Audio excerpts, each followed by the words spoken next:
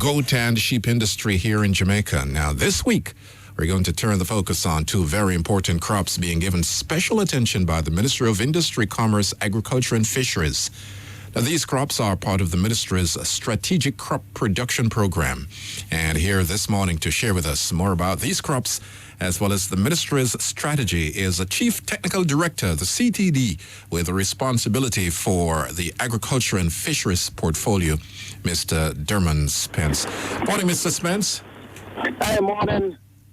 All right. How are you? Not so bad. Thank you so much, and welcome to our Agrobuzz feature. Now, tell me, what are the crops being promoted by the Ministry under your Strategic Crop Production Program?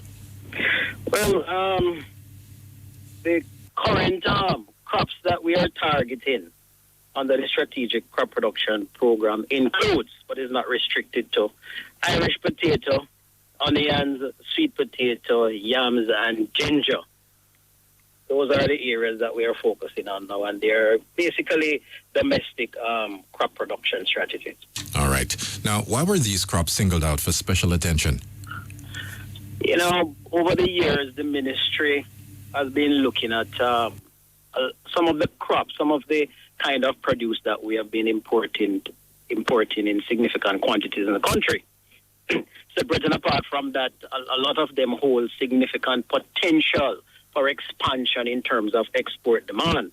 So the main, reason for singling out these crops is because of their import substitution, export potential, market expansion potential, and food and nutrition security potential. All right. Now, can you tell us about the achievements of the program in general so far? Well, we have not been doing badly, and I must take the opportunity here to thank the farmers of this country. You know that agriculture has been leading in terms of growth, and really want to, appreciate the work that is going on, both the ministry, varying industry that have been participating, especially the farmers and the marketers and producers out there. In terms of achievement generally, though, in 2016, we achieve approximately 85% self-sufficiency for table Irish potato. That is table Irish potato now, because you have the fries and all these other things. For onions, it was approximately 12%. This is coming from 100% import. And for yams, it continues to be our number one non-traditional export crop, with exports at approximately 13.5 million kgs in 2016. And this was an improvement over 2015, which saw 12.7 million kgs being exported. This has an estimated value of some 34 million US. In terms of sweet potato, the second largest non-traditional export crop, we exported some 1.35 million kgs, and that is an improvement over the 1.32 million kgs in 2015.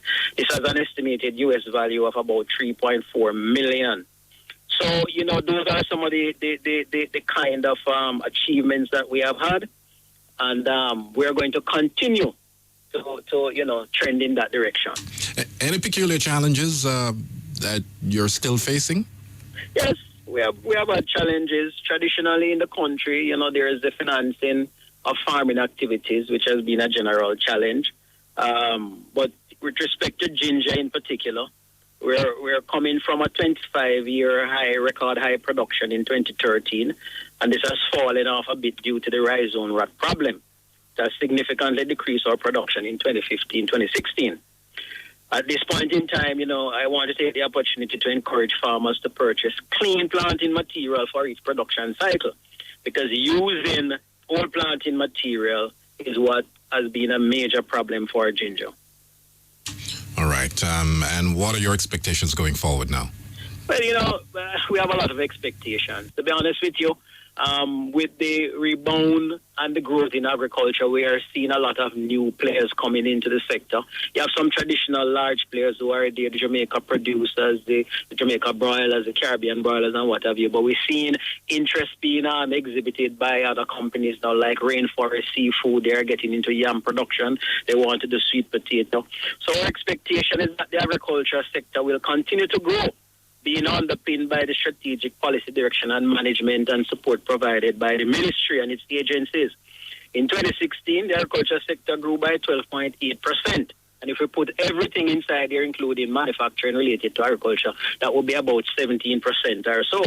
So this sector, has been targeted, consistent with the government's strategy for a 5-in-4 growth projection, to significantly contribute to this.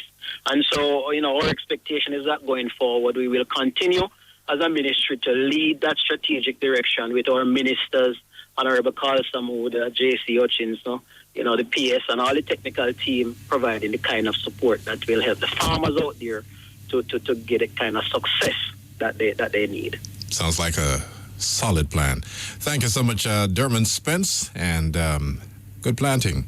Yeah, you're welcome. Thank you and your listeners. Thank you so much. That was our Chief Technical Director with responsibility for Agriculture and Fisheries portfolio, Mr. Dermon Spence. And that's it from Agrobuzz for today.